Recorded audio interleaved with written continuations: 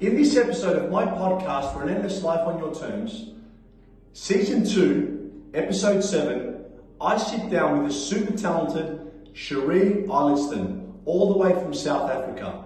Cherie was a TV presenter that turned business coach and has worked with companies all around the world. We talk about the importance of sales, the importance of being a new age company, how to increase your bottom line, how to speak in front of thousands of people. Cherie's even spoken in front of 56,000 people before. The importance of confidence and the importance of marketing. For everybody out there, this is one great episode on how to improve your business skills and the importance to why you need a business coach to take your game to the next level. Welcome to my podcast, Relentless Life on Your Terms. I have a very special guest all the way from South Africa, friend of mine, one of my company coaches, Cherie Eilertsen. How are you? I'm wonderfully well, Chris. Thank you so much for the invitation. It's such a privilege to be on this podcast. Thank you very much. Now, for those who don't know, you are a world-renowned coach. You have spoken to over 56,000 people, have helped so many businesses around the world. Tell us a bit about your journey and tell us a bit about speaking in front of so many people. So my journey began obviously at a really young age. I've always been a speaker. I think it started off sort of as little class reader, and then just that journey took me into the debating society and presenting and speaking. I then pursued a career teaching, and I lectured at the Center for Highly Gifted Pupils. And that just gave me a love of working with people and making a difference. And I then landed up doing TV work in South Africa. And of course, from there, straight onto the stage. And what I love about stage work and working with people and speaking publicly is that you just connect with people. And as a speaker, you can meet hundreds and hundreds of people. You can speak in front of thousands of people and just make a difference and add value to their lives. So it's a wonderfully rich career, a career in speaking. I've definitely seen you many times and I can attest to how good you are at it. But speaking in front of 56,000 people, tell me a bit about that. Tell me how that actually felt. What was going through your mind? Tell us a bit about the competition. And I know the result, but for those who are listening, what happened in that competition? So I think that it all depends on you and on your preparedness. So I always say that if I'm anything, I'm two things. Those two things are content rich and speaker fit. And when you are content rich, Chris, and you have a body of knowledge, you have the intellectual property, you know your subject, it doesn't matter whether you're speaking in front of 5 people, 5,000 people, or 50,000 people. The fact of the matter is that you arrive, you know what you're going to share, your confidence comes from your preparedness, your confidence comes from your content. And so speaking doesn't scare me at all. I absolutely love it. I love the adrenaline rush. In fact, for me, Chris, speaking in front of a small audience is more nerve-wracking than a huge audience. Put thousands of people in front of me, and that's my element. That's my happy place. And yet put me in a boardroom with sort of 10 or 12 people, and I feel more exposed. So yes, for me, that's the joy of it. So why did you get the opportunity to speak in front of 56,000 people? Because you used to be a TV presenter. Yes. Then you became a speaker. Tell me a bit about that journey. All right. So the TV presenting was in the 80s, and I presented several crossroads on South African TV. In those days, we only had 3 channels. So if you were on TV, you were famous in your little goldfish bowl. And I didn't like the TV work because it was a one-way conversation. There was a camera in front of you. There was nobody nodding. There was no agreement. There was no connection. And I'm a person who likes to connect. And on the 13th of March, 1997, I was speaking in South Africa at a little venue called Glenburn Lodge. Unbeknown to me, there were scouts in the room, and they were looking for a speaker to be part of the millennial celebration for the United Kingdom. And of course, in South Africa, in a little lodge out in the bush, they found a lady speaker who spoke sense. And I was invited to audition. And I was at first part of a large group of people. So obviously they had people from every continent. So we were a lot of people. Eventually we were down to I think 24 people and then 12 people and then 6. And as one of 6 people, I auditioned and I was selected as the speaker for the Millennium Celebration for the United Kingdom as part of opening the Millennium Dome. And the subject was ATM. And ATM stands for Across the Millennium. And Across the Millennium was almost a study to take the United Kingdom across the millennium from the year 2000 to 2010, 2020, 30, 40, 50. And so I had 1,700 scientists reporting to me on a predictive study on family structure, automobiles, the health and wellness revolution, how businesses would change, how our world would just adapt and move online. And it's given me such a keen interest, Chris, not in what you have, but in what you could have, not in where the ball is, but in where the ball is going to be.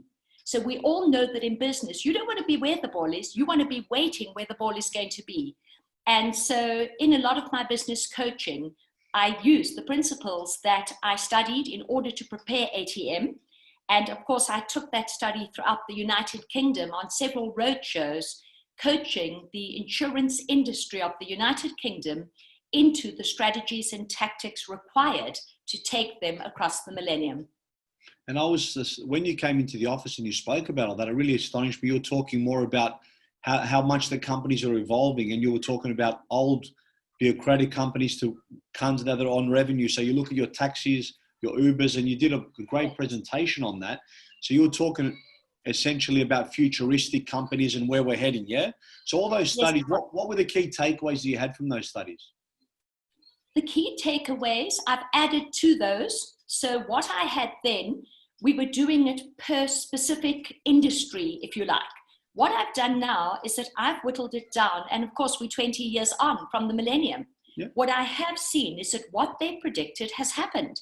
So I love the fact that I already have a view of 2030 according to them, and 2040. Of course, nobody predicted this pandemic, but the old economy, so the reason that we need a future focus is that the old economy is a bureaucratic economy. The new economy is entrepreneurial. The old economy is about paperwork. The new economy is people work. And I mean, I can spend a day on each of these. The old economy focused on time. The new economy focuses on results. The old economy packaged products. It was a product-based economy. The new economy is a solutions-based economy. The old economy, we looked at features. In the new economy, we chase benefits and we highlight benefits. The old economy was all about me. The new economy is all about you. The old economy, we fought a price war. The new economy, we fight a value war. And so all of these principles, and I mean, you know me, Chris, you know I can spend a day on whether your business is built on a time economy or whether your business is built on a results economy. Do you reward people for time, or do you reward them for producing results? And of course, this is the difference. It makes the difference. And then throw into that mix the fact that in 2020, we have moved into an era of access. So it's now an access era. You don't have to own it, you can access it. So we look in property at a rent-to-rent model. And we look at the fact that the old economy was more cumbersome because we were fixated on physical property rather than intellectual property. I mean, I'm a property girl. You know that property runs through my veins. I love property. I always have. But tomorrow's world is a world of access. And your leverage very often relies on your ability to access that which is available to you. So yes, I absolutely love the old new economy, the differences between them, and taking people into being future fit by almost doing an audit on whether they're an old economy business or a new economy future fit company. Which is when you flew all the way to Australia, you did that with our business. And I got to say, it's absolutely fascinating to see, because we're in an information age now. It's not, back in the day it was, what can I sell you? Now it's, how can I help you? It's such a different mindset shift on how we're speaking to our clients, how we're speaking to our business partners, our associates. And when you highlight that and you actually see that on a whiteboard, when you were going through your slides and you were presenting it, it's actually astonishing to see. And it gets you to think in a real different manner. And if you look at all the new ages business, the most valuable thing you said is IP. It's data. It's people's information. It's people's intellectual property. It's not actually a hard asset anymore. It's actually an intellectual asset, which is, I think, why artificial intelligence is becoming such a big thing. Yes. So you're in real estate, you're in finance, which is something that we obviously had in parallel together as well. How has COVID affected your business? Being a speaker, I know that you're global. How has it affected what you do personally and how you've been advising? What you've helped? Is it thousands? I know you've helped hundreds of clients around the world, probably even thousands. How has it affected the advice that you're giving or how you're accessing your clients now? It's made a difference to my life personally.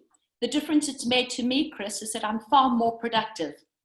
So I used to go overseas all the time. You know that. I mean, I was in Australia 6 times in a year, and I live in South Africa. So in a single year, I would do 16 overseas trips and, do 32 countries in a year. And all that's happened for me is that I'm more productive. So I work with you right now. I'm in South Africa, you sitting in Melbourne, but I feel as I could reach out and just take your hand. So we're connected, we're well connected. For me, I'm more productive. I don't waste time on airplanes. I don't waste time in airports. I don't waste time getting to my destination. I literally walk in, I sit down, I get onto Zoom, and I present. And I'm speaking all over the world. I mean, today I'm speaking in Australia. Thanks to you, this will reach 26,000 people in your immediate downline. But I speak in America and I speak in the United Kingdom. And the difference is that where I used to have to waste days getting there, often getting over jet lag. I mean, in March, I did 10 flights in 11 days. And you think about that, I was gone for 14 days. I did 11 flights over a 10-day period in and out of Canada, all over America, sort of slid back into South Africa by the skin of my teeth just as we went into lockdown. And for me, COVID-19 has made me more productive because the world has moved online, people have moved online, businesses have moved online, and content has moved online. So my advice to the people who I work with and I coach is that you need at least 7 online strategies. You need to be absolutely visible. You need to completely differentiate yourself from your competitors. You've often heard me say that the secret to success is to take a common product and to do something uncommon with it. Common product, uncommonly good service. Ordinary product, extraordinary service. So in my coaching, I'll first of all say, are you online? How many online channels do you have? Where has your focus shifted right now? Because the only 2 things we're focusing on in this COVID world are number 1, income generating activities, and number 2, value creation. Can you give me an example of each of that? Cherie, can you give me an example of what you're referring to? All right, so you mentioned 7 things as well. So can you give me 1 or 2 of them and show me one, just to give me an example so that people that are listening to get an idea of what we're referring to? Absolutely. So people, business, and content has moved online. Have you? Have you moved online? Have you taken your business online? If we take a look at various different channels, we could look at Facebook Live. There's a channel. Instagram, number 2. Podcasting would be number 3. Webinars could be number 4. Do you have a funnel? That's number 5. Are you on YouTube? Number 6. Do you use Twitter? Number 7. Are you on LinkedIn? Number 8. Do you use Zoom as we're using Zoom now? Number 9. Are you using WhatsApp to connect with people? I mean, they're just off the top of my head, there are 10 online channels. How visible are you? Then to your second question, people will often say, how do you manage time? You can't. You can't manage time. You use it or you lose it, but you can't manage the clock. The clock is going to tick. So when people say, how do you manage time? I say, I don't.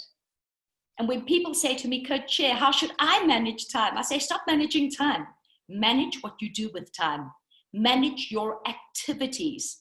You can't manage time, you can manage activity. I love that. When you manage activities, Chris, you're either busy with support activities or income generating activities. This is an income generating activity. This will be beamed to 26,000 people around the world. You're a highly regarded, highly looked after global leader. This is an income generating activity. When I coach, it's an income generating activity. So what I do is that I divide my 7 days, like you, I get 7 days a week. I take 2 free days.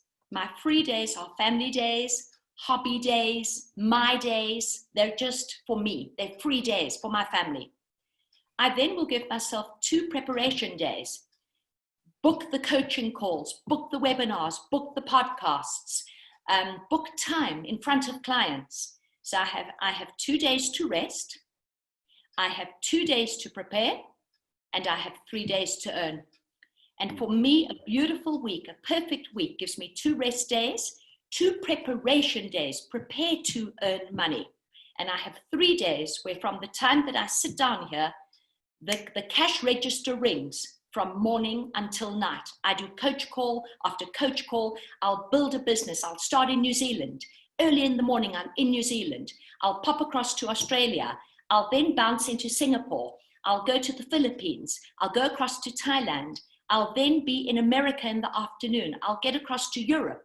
I'll land up in South Africa.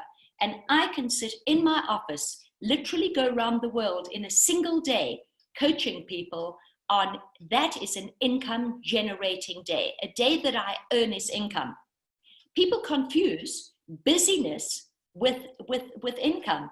So you can have a lot of people in your office who are very busy, but they're busy on support activities, not income generating activities. A support activity is get ready to earn. An income generating activity is the cash register rings. You made a very good, cool point there that you spend 2 full days in preparation, because preparation is so important. Whether you're speaking, I saw a speaker and he said he says the speech at least 100 times before he goes on stage, so he knows his speech. And I know a lot of people don't do that, but preparation is so important when you're presenting in any sort of manner, isn't it? 100%. Preparation is key. So whilst I said to you that I'm content rich and speaker fit, I'm not arrogant, Chris. And an arrogant person thinks you put on lipstick and you're ready to present. No, you prepare. I prepared. I got some notes out. I looked through the time I'd spent with you.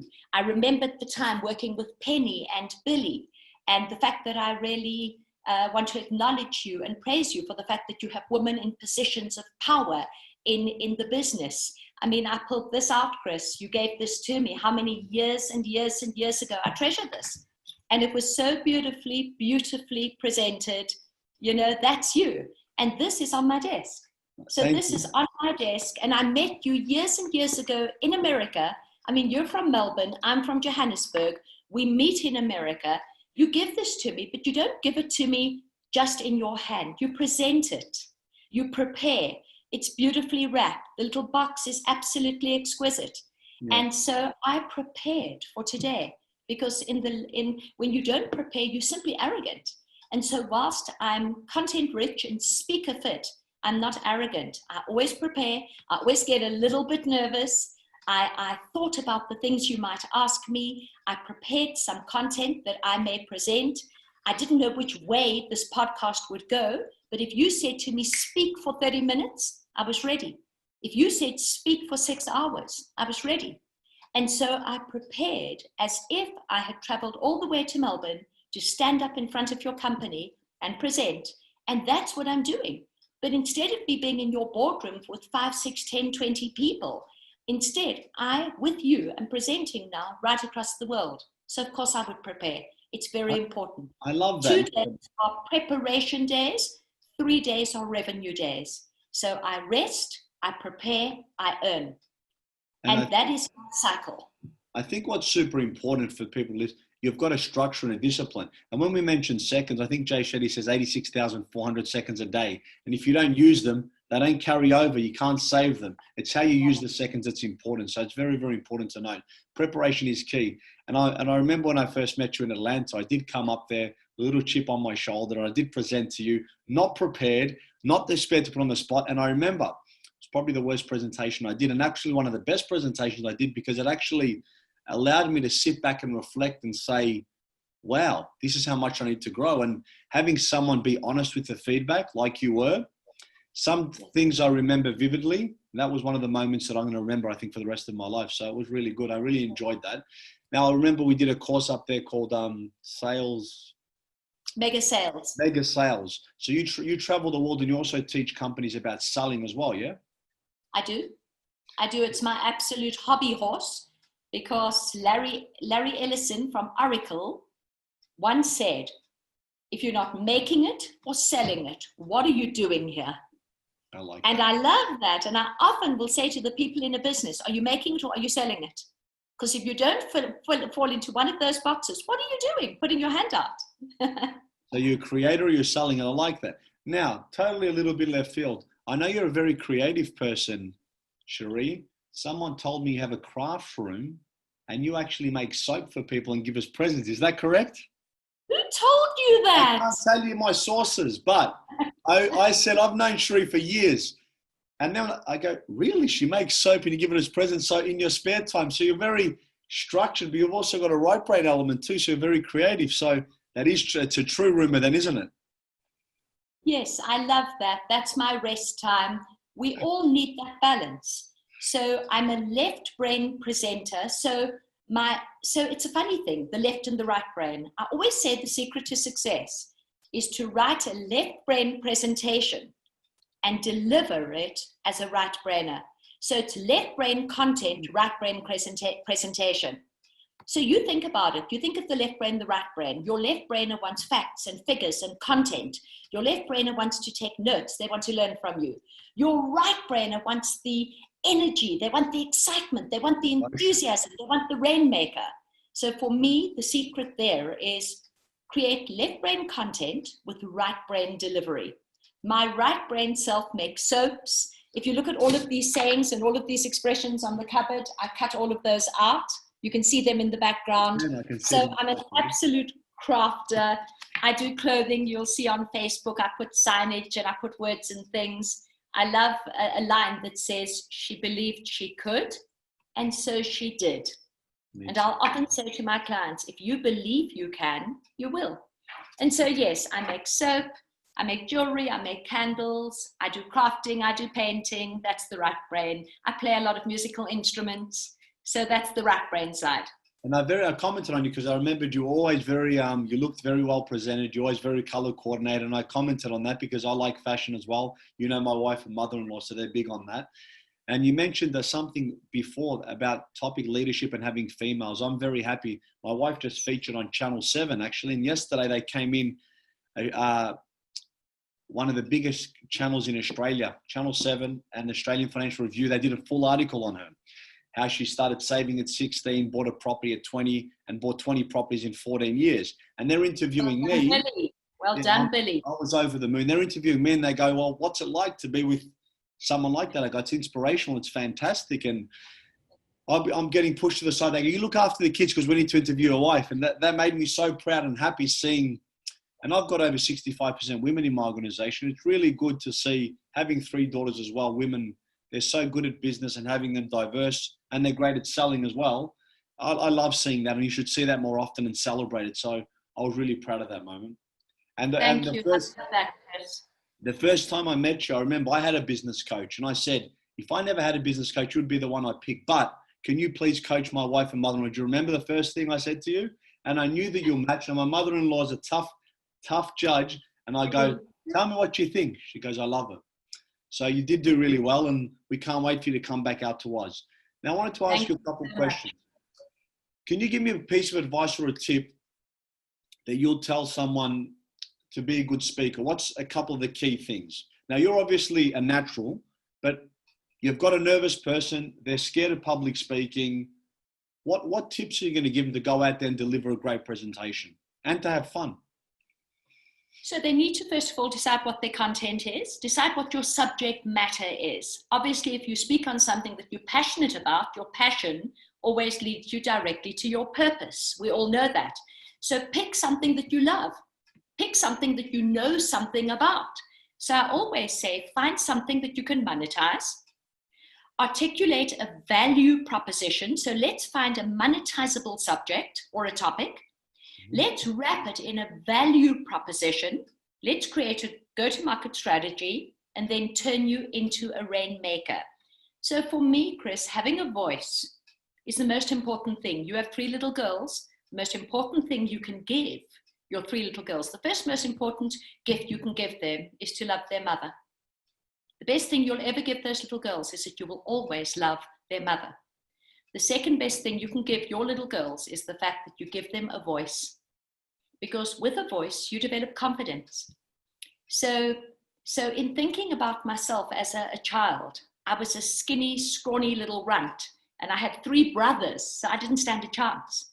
But what I developed was a voice. I needed a voice. They developed muscles. I developed a voice. I had a wonderfully happy childhood. But because I was surrounded by all these boys, I needed my voice. And my voice came from reading.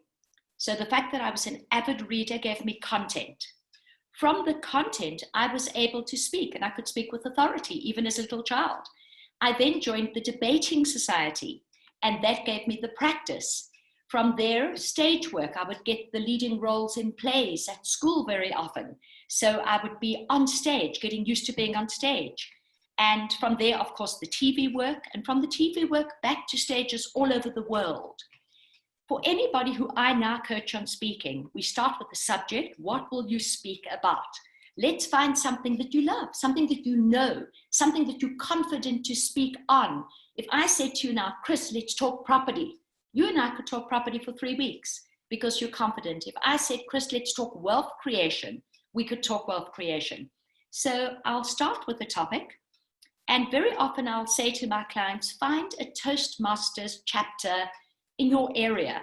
Toastmasters all over the world. And it's a wonderful way to begin because you're speaking in front of other people who are also wanting to learn how to speak. So you don't feel terribly threatened. You're all there to learn and to improve your speaking skills. But if you want to learn to speak, you need to speak. So for example, you can't learn to ride a bicycle on YouTube. At some point, you have to get onto the bicycle. And it's exactly the same way with speaking. You can't watch every single YouTube and then stand up in front of 5,000 people and think that you won't have stage fright. So I just say to my clients, become speaker fit.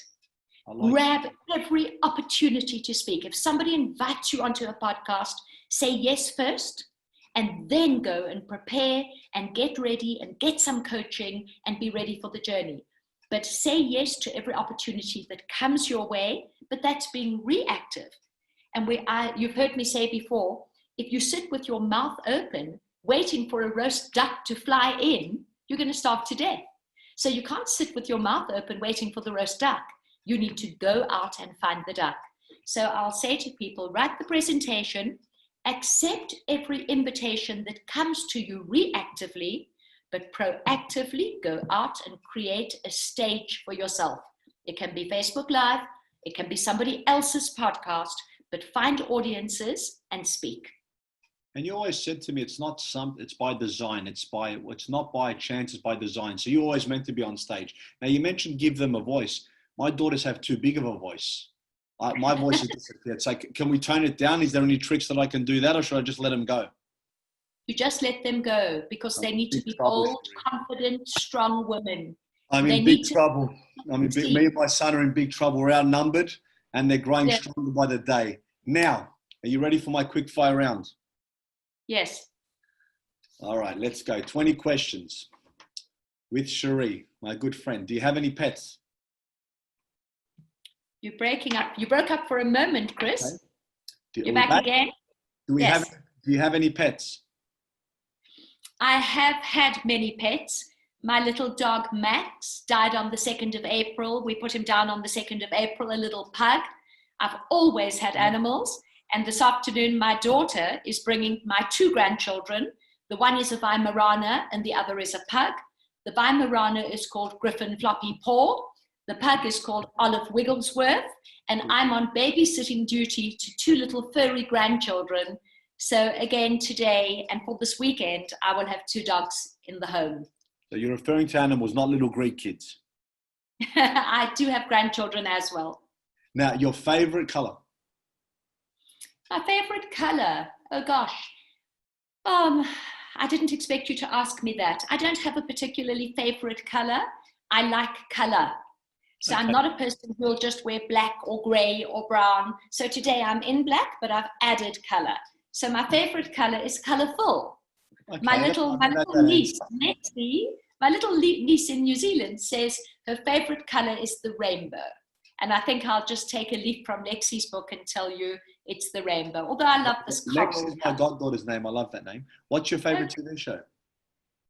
My favorite TV show, I watch documentaries and I watch anything that is a true story. So I've just finished watching the Last Dance, I love which is that. the story of Michael Jordan. Absolutely love that. Amazing. So if it's a real story, the fewer actors, the more I love it. When it's a documentary and the people who are in it, it's live footage, like the Formula One stories and the, all of those sort of stories. I love a documentary. I love anything that is factual. I love that. Yes. Favorite movie? Favorite movie I've always loved, Out of Africa. Out of Africa is a beautiful film from years and years ago. Meryl Streep, one of my favorite lady actresses, and Robert Redford, who was an all-time favorite. I would put Pretty Woman afterwards, was just everybody's fairy tale. But Out of Africa has always been a special movie, and Bridges of Madison County. I love Bridges. Beautiful. Now, dark chocolate or milk chocolate? Dark. It's healthier, better for you. iPhone or Android? iPhone. Mac. Sorry? iPhone and Mac computer. Okay, so Apple all the way. Describe yourself in 3 words. Sorry? Describe yourself in 3 words. Confident. Yes. Kind. Third one, confident, kind, successful. Tick, tick, tick. I know you personally, so I can attest to all 3. If you had to leave the house, what one item would you take with you, not including your phone? If my house was burning, Yep. if my house was burning, I'd only fetch my photographs, nothing else. That's one of my other questions. But so you leave with one item. What would it be? It can't be my phone. At the No. moment, it's my face mask, Chris. Okay, okay. Give me one pet peeve. What annoys you the most? People's voices. People's voices. People's voices annoy me. So very often women develop a very high, shrill, awful way of speaking. So poor speakers irritate me. People who I hear those things because I'm a speaker coach and I'm a speaker trainer, and I'll put people through a 5-day program, and you'll arrive going, or and we get rid of that. So poor speakers irritate me. It's a word filler when you don't know what to say next, isn't it? So you'd hear that a lot. Correct. Best advice you've ever received? Wherever you are, be there. Be present. I love that. If you could have one last meal, what would it be?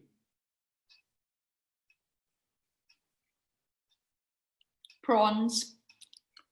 If you weren't a speaker, a world-renowned coach, what industry would you be in? What would you be doing? Teaching. Oh, so educating again. Now, your house is on fire. Here you go. You can run back in and get 2 items. What are you going to get? Photos? A hard drive. Yep. Hard drive with all the family photographs. Yep. Obviously, any animal in the house. Okay. Now, name of a book that you've read that's positively influenced you. Jeremy Rifkin, The End of Work. Jeremy Rifkin, I've never heard of that. Jeremy Rifkin, The End of Work. Fabulous book. And David Short's The Magic of Thinking Big. I've read that. I'm going to read your first one as well. Now, who would play you in a movie? Gosh, possibly Meryl Streep, possibly Charlize Theron. She's a South African girl, so she knows the South African kind of thought process. Yes. Beautiful, both great choices. Any tattoos? I didn't expect any of these. I know, it's good to keep it spontaneous and guessing. Any tattoos, and they can say past any of these questions. Any tattoos, if so, where? Tattoo. Mm-hmm. No tattoos. Okay. If you had one superpower, Cherie, besides speaking, What would it be? A superpower. My superpower right now would be to create a vaccine to end COVID-19, change the world. So something very good.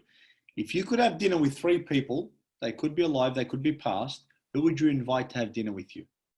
3 people. Nelson Mandela. Yep, that's 1. 2 more. Yes, it would be Nelson Mandela. Gosh, Chris. I do love George Ross. You've met George Ross, I have, a yeah. man of absolute wisdom. Probably George Ross as well. And I would take Marianne Williamson, who wrote Our Deepest Fear is not that we're inadequate. Our deepest fear is that we are powerful beyond measure. I love that. Thank you, Helen. One strange fact no one knows about you, Cherie. A strange fact. Strange. Went through a bit of an adrenaline phase in my life where I did skydiving. I was going to mention And that. You just got I skydived and I whitewater rafted the mighty Zambezi. But I was such an idiot because I had never, ever been on even a rapid. I mean, the most rapids I'd ever seen were in my bath. And I was in Zambia and I had a free day. And I saw this sign, whitewater rafting, and I signed up for it. And I thought, how fabulous. And I got down the next day and there was an indemnity. And I thought, oh. And then they started. We froze. And took off all jewelry. With 7 men who were built like this. And they were saying, I've done the Colorado, I've done this. And they said, what waters? And I said, this is my first time doing rapids. They gave me a bucket and they said, your job is to bail water. And we capsized on Rapid 19. And of course, they're alligators and they're hippos.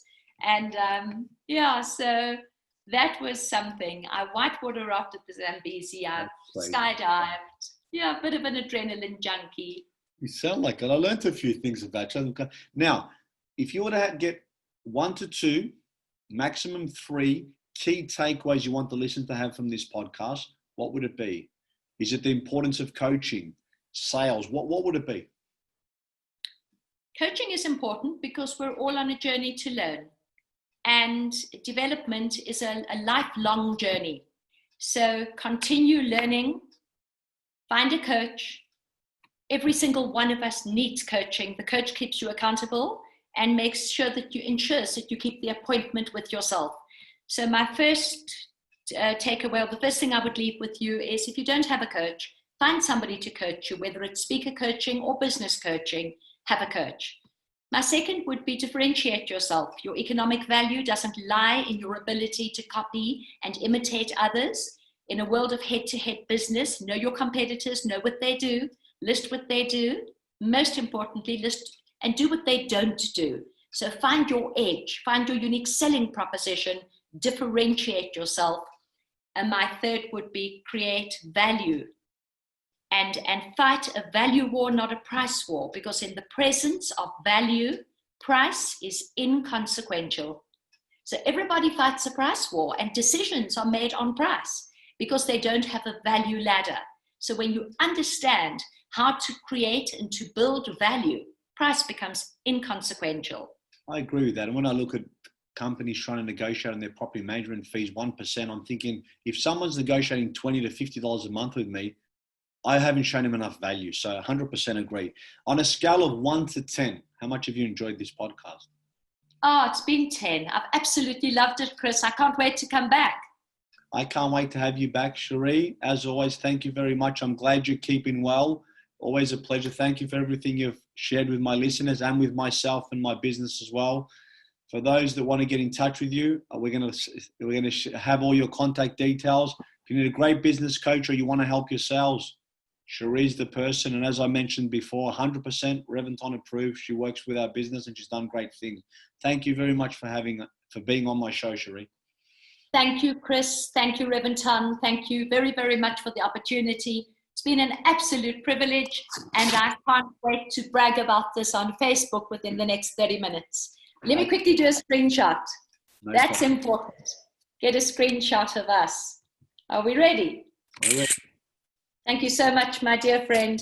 My love to Billy and to Penny. Continue employing women and I'm building. going to be out of a job, but I will. Bless you, my friend. Thank you so much. Bye. Bye.